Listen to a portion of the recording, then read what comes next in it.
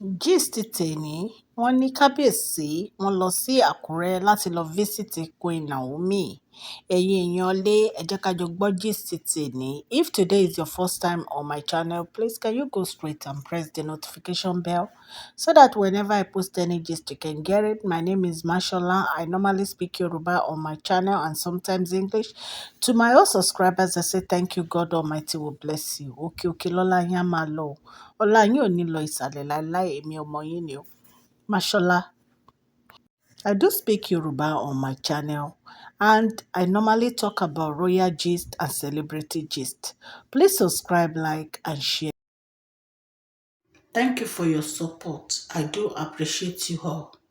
Supporting my channel, that you are liking, that you are sharing, that you are commenting on my channel. Mo dúpẹ́ lọ́wọ́ gbogbo yín o. Ní agbára Ọlọ́run, ìbùkún, ọlá ló máa jẹ́ tiyín. Ẹ ṣé mo dúpẹ́ o. Ẹ̀yin tí a bá ti subscribe, ẹ subscribe o. God Almighty will bless you o. Gist tèmi kábíyèsí wọ́n lọ kí beautiful Queen Sílẹ̀kùnọlá Naomi o. Wọ́n lọ kí wọn ní Àkúrẹ́. Ẹ̀yin èèyàn lé ẹ jẹ́ ká jọ gbọ́ gist tèmi.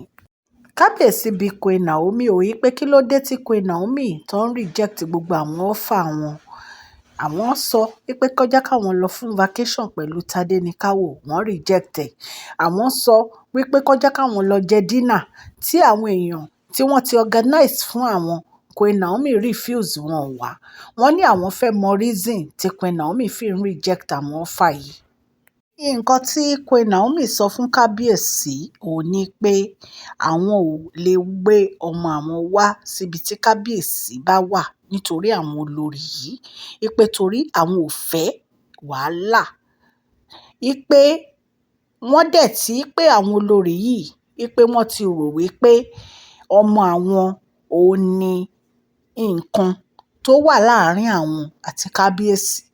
Ipe so àwọn ń try possible best àwọn láti protect ọmọ àwọn ni. Mi ò fẹ́ lo àwọn ọ̀rọ̀ tí ò dáa.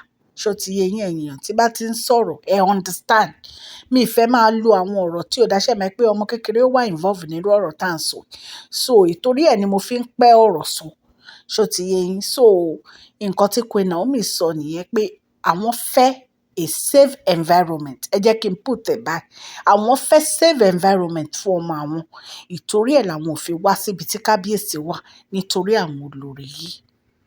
So nǹkan tí Queen Naomi ṣe nǹkan tó dáa ni o, because ẹ̀yin ò mọ ibi tí ogun ti lè wá. Ẹ̀yin náà ẹ wo gbogbo nǹkan tí wọ́n ń sọ nípa Mariam. Ẹ wo bí wọ́n ṣe ń tàṣírí Mariam. Driver Mariam ò le. A lè sọ pé wọ́n parọ́.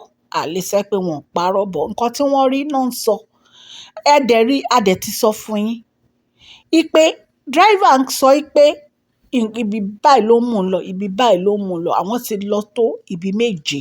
Ìyàwó driver náà tún sọ the same thing. Wọ́n dẹ̀ náà ń kó picture wọn kiri. So element of true ó wà nínú ọ̀rọ̀ yìí. So nǹkan tí Queen Naomi ṣe wà okay o, because èèyàn gbọ́dọ̀ wà very very careful. Wọ́n ní ilé olórogún ó lágbára. So mo dẹ̀ dúpẹ́ lọ́dọ̀ Ọlọ́run tó yẹ pé Queen Naomi ò fi ìgbà kankan túra sílẹ̀ nínú àdúrà. Ọlọ́run Elédùmarè á jẹ́ kẹ́ ẹ borí àwọn ọ̀tá yín o Queen Naomi. Gbogbo àwọn tó máa ń lépa yín, Ọlọ́run Elédùmarè á bá wa gbé wọn dè. So ẹ̀yin èèyàn lé gist tá gbọ́ níta ní ká mú wá fún yín. So wọ́n ní ìgbà tí Queen Naomi sọ nǹkan tí wọ́n sọ yìí, wọ́n ní kábíyèsí wà so sad. So ìgbà tí gbogbo kinní dẹ̀ ti ń ṣẹlẹ̀ tí Queen Naomi ń decline gbogbo nǹkan tí kábíyèsí ń offer wọn, ibẹ̀ ni kábíyèsí ti mọ̀ pé no, ni wọ́n fi lọ fi ọ̀rọ̀ lọ bàbá wọn. Nígbà tí kábíyèsí dẹ̀ sọ̀rọ̀ tí wọ́n sọ fún bàbá wọn pé àwọn ò mọ nǹkan táwọn tún fẹ́ ṣe mọ́ o, pé Queen Naomi ṣe náà ń decline gbogbo àwọn nǹkan táwọn ń offer wọn, ni bàbá wọn wá ní jẹ́ kí n sọ fún ẹ. Arábìnrin yìí ò lè wá sínú palace yìí àfi tí gbogbo àwọn olórí bá kúrò ńbẹ̀. Ni kábíyèsí fi yá yára. Náà fi yá yára mọ́ ọ̀rọ̀ wọn. Ṣé ẹ̀yin èèyàn, ẹ̀yin aráalé ẹ̀ understand? Bí kábíyèsí ṣe gbégbèsè nìyẹn wípé no no no. Kó tó wá dé pé àwọn obìnrin Ifẹ̀ kan tó wá dìde sọ̀rọ̀ yìí páwọn fún kábíyèsí ní 14 days o láti fi lé gbogbo àwọn olórí yìí kán mú wọn lọ síbi tán fẹ́ mú wọn lọ kán lọ gbá ibi tán máa gbé fún wọn kí Queen Naomi àtọmọ wọn padà wá sí palace. So right now gist tá a gbọ́ ní ìta ní ká mú wá fún yín, ẹ jẹ́ ká jọ parí gist yìí. So gbogbo nǹkan tí Queen Naomi ń ṣe o, wọ́n ń protect ọmọ wọn ni o. Wọ́n dẹ̀ jẹ́ kí kábíyèsí mọ̀ wípé àwọn ò lè fi iná sórí òòlè sùn. Ṣó ti yé yín? Àwọn ò lè lajú àwọn kalẹ̀ káwọn dẹ̀ máa wọ ibi tó yẹ pé ìpalára máa wà fún ọmọ àwọn àtàwọn. So ìtorí ẹ̀ ni wọ́n fi wà very very extra careful.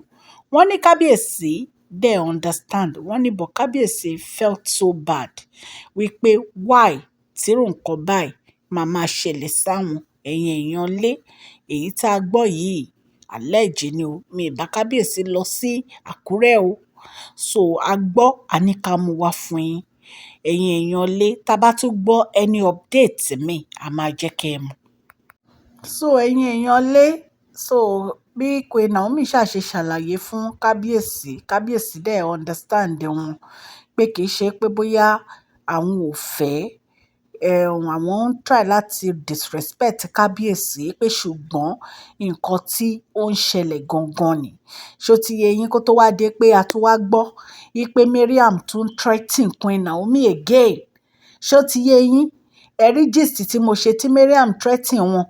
So èèyàn gbọ́dọ̀ wà very very careful nínú irú situation yìí. Ọlọ́run Elédùmarè á wà pẹ̀lú Queen Naomi o. Gbogbo ibi tí Queen Naomi bá ń lọ, ààbò Ọlọ́run á dájú lórí wọn. Ọlọ́run á dẹ̀ wà pẹ̀lú kábíyèsí náà àti Tádéníkáwò. Èèyàn lé mi ọmọ yín ni o. Mo tún mú wá bí mo ṣe ń mú wá o.